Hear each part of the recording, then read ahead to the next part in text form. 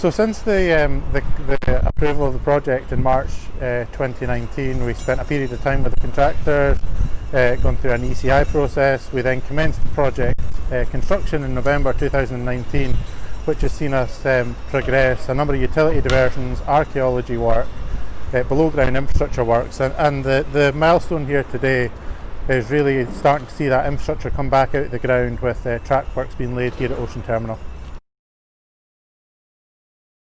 So this milestone here today is as a result of all partners on the project. We've got SFN, Morrison's and TNT and the City of Edinburgh Council all working together. Finally we can see the first track slab on site. This is a quite important psychological milestone because it means the beginning of the 4.7 kilometers of track slabs.